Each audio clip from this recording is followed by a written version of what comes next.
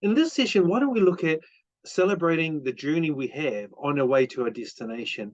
And I'm going to break up life into three main parts, and hopefully that'll help you to see why it's important to do this, to celebrate the journey on the way to the final destination.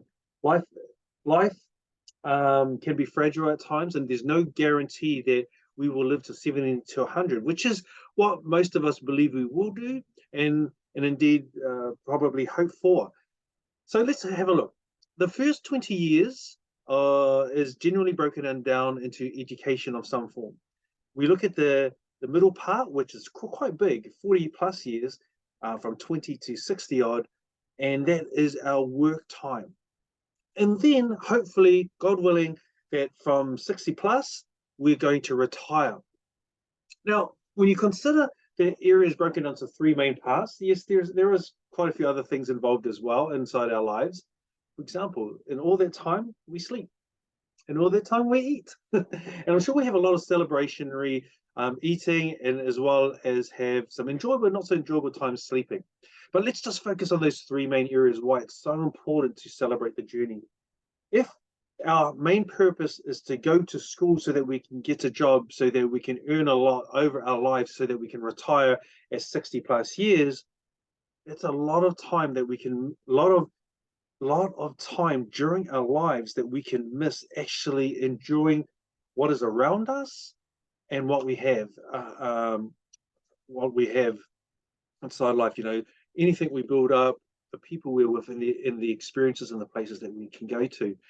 So, well, I mentioned that life can be fragile, and you've probably seen, just like I have, that people passing away in their teens, their 20s, 30s, 40s, 50s, and certainly onwards.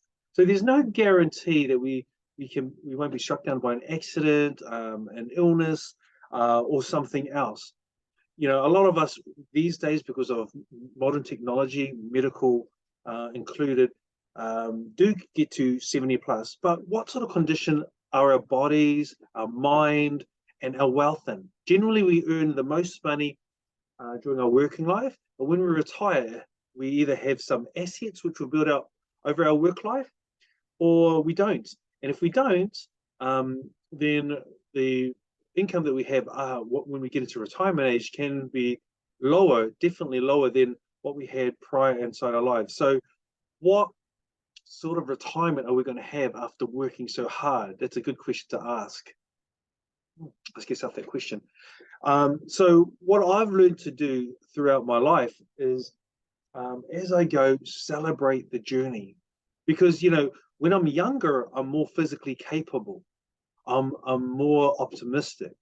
I'm more able to experience different things that my body, my mind, my soul, my spirit can handle. And so that's been really good to connect with different people, places throughout the world.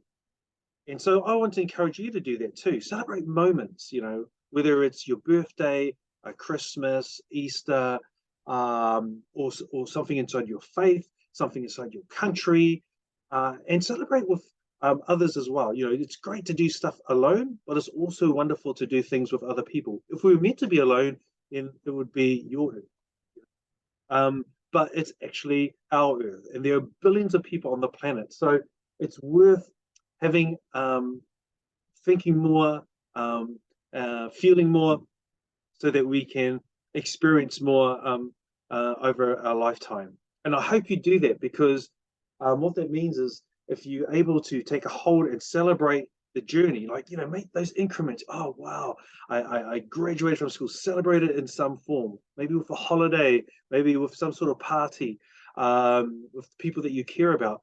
And you can even do things alone too, you know, whatever it is that you love to do.